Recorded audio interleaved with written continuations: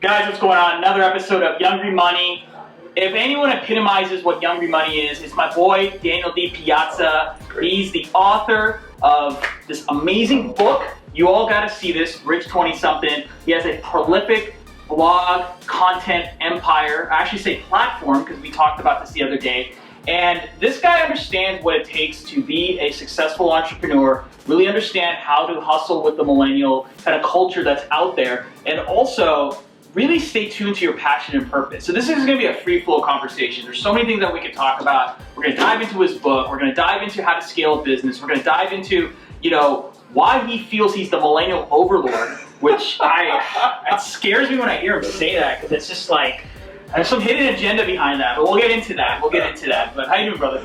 We're good, man. Thank you, man. Glad you're here, man. I gotta ask you something, man. Did you realize that a few years ago when you wanted to create this, content platform that would all turn out to where it is right now? Like, did you manifest this, or did you just surprise? You're just going with the flow? Well, if you want to talk about the secret, we can talk about manifesting. Look, I think that the result of the book and what's been happening now with the content is, it's partially me because I always wanted to write. Yeah. I'm a writer, an author, but I think also we're at a unique position now. It's just the right timing for me to be able to put myself out there and for it to be received well. Just because of the way that content has been evolving, social media, blogging, YouTubing, all these pieces of the internet have been coalescing, because the internet's not that old. Yeah. So now we've been kind of like sharpening and crystallizing what you can do with the internet. And it's 2017, we're only like a decade and some change in. So it's a good time for this to be happening. And so partially my effort, partially just taking off the trend, I think. Okay. So what is the thesis behind your whole content platform? If you had to sum it up in a few sentences, what would it be? The thesis is learn your craft. Learn your craft. Learn your craft. And how does that make you money? How does that make me money, or how does that make you make consistent money? Like, learn your craft. So someone's like, okay, how will that make me prosper, be abundant? Because this is about how to scale your business, how to be abundant, how to be wealthy, not just have an entrepreneur idea and just, think you're an entrepreneur, but really do what it takes so that you can live a meaningful yet profitable life. The interesting thing about our generation is that because we're moving so quickly away from this very traditional model of go to school, parentheses, go to more school, get a job and move up the ranks, because we're moving quickly away from that model, I think there's a lot of free-for-all happening where people are trying to figure out where they fit in. I'm working on this idea called the New Deal. FDR had the New Deal. Yep. We get the New Deal. I'd like to think Barack Obama had the New Deal in my list now. But the New Deal is that there are no more good jobs left. And I say that in the sense of there are no more good jobs. You can go there, you're going to get guaranteed raises, you're going to get a pension, a 401k, they're going to take care of your family, and you're going to get to retire. And you're going to have a great predictable life. For a few decades after World War II, especially in America, and worldwide, but especially in America, there was so much prosperity and so much predictability. And it was really easy to see that if you just follow the path, you could fit in and you could get the results. But what's happened over the last decade and a half or so is that system has been consistently breaking down. And so now, people following the same path aren't getting those results anymore, and the message is getting mixed up because parents and grandparents are telling us what to do, and we're out here in the field and it's not working. And so what's happened over especially the last 5 to 10 years, is that we're all scrambling to try to figure out what it is that we can do to get to live that dream, whatever that dream is. In America, it was a white picket fence and 2.5 kids. But we want to be comfortable and happy. And in order to be comfortable and happy, we have to learn to master our craft, and we have to figure out what it is that we're good at and what we can uniquely offer, and then become the best at it. And it's hard because in the past, we weren't required to become the best at anything.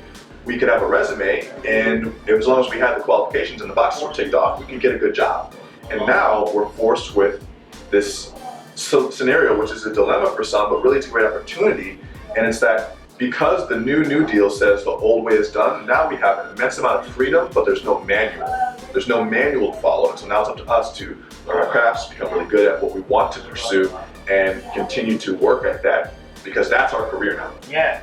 Okay. I love what you're talking about this craft thing because it's so important in my opinion. So much you think to like master a craft or be passionate about a craft, and then if you stay good at it and you do the work, prosperity comes. And prosperity doesn't just have to be money; it can be a state of happiness. Yeah, it's not money. It's not money. It's not money. What do you mean by that? Well, it can be money. Money is part of it. Yeah. But Les Brown has an interesting quote. He's like, everyone says the money won't make you happy, but they still want to find out for themselves. Yeah. You know, it's just really funny and very true. But at the same time, I think that it's pretty obvious that the reason why we want money is so that we can be without worry. That's really the end result. Like, I don't want to worry. I want my family taken care of. I want to do something that I enjoy, and I want to be compensated for that. And so, the money is a function of the value that you give. And there's not as much value as there used to be in just doing your job. There's not as much value as there used to be in just following the rules. So when you master your craft, a lot of times masters have to first learn it and then become so good at it that they become well known for it. So what I want my students to really learn is that once they become good at the craft and they start to become a person that others look to solve interesting problems creatively, the money just comes naturally because people want you to solve their problems. Yeah. So whether you're a writer or you're an actor or you're an entrepreneur or you work with numbers or you're really good with people, there's crafts around all of those.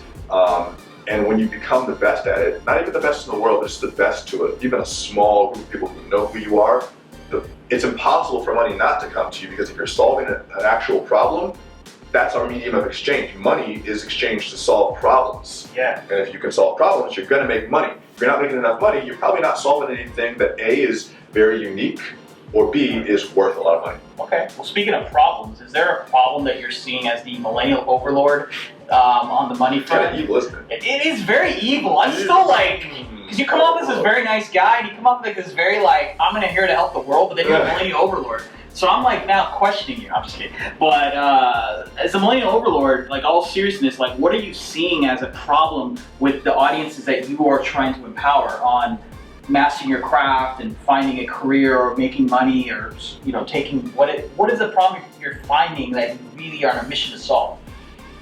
Well, there's a lot of problems. I mean, I think that one of the core issues is consistency. Consistency, okay. Because we have this New Deal with no manual, it's harder to see the things that we should be consistent with. Because we have all these options and we think, all right, if I can do all these things, which is the thing I should stick with long term? Because I don't want to waste my time following down a path that's going to result in not enough money or not enough of this or that. Happiness usually is about money. When I was in college, and I started college in 2006, summer 2006, and aged. And the first day I got in there, first week, the guidance counselor sat me down and she had a brochure of like all these careers I could do, right? So, you could do this and that. You could do you could do medicine and here's how it would look. And you could do, computer science and that's all computer science. I'm like, oh wow, $80,000. That's the starting salary. That would be great. And I immediately started judging which career I want to do based on the starting salary, the predicted starting salary of what that job would be at the end, which is a horrible way to think about how you want to pursue your life. And so, but a lot of us are still trained, and we've been trained, to look at jobs as just the end result with a paycheck being the end game. And so it's very hard to stay consistent to something that we're not sure if it's going to pay off.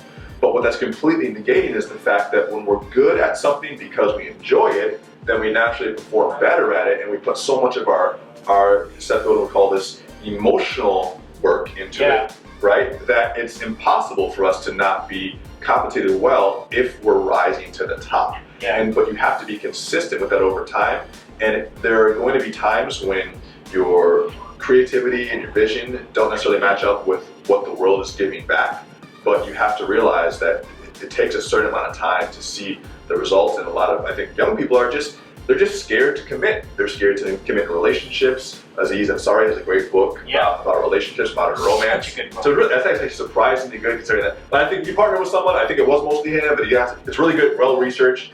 but he just shows that millennials are afraid to commit to relationships, or afraid to. We're not buying houses anymore. We're starting families much later.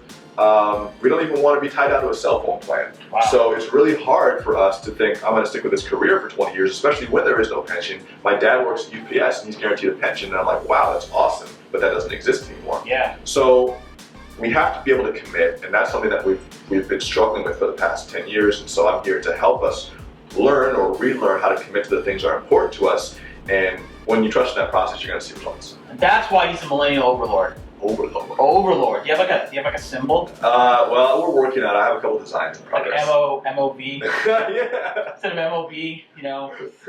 So.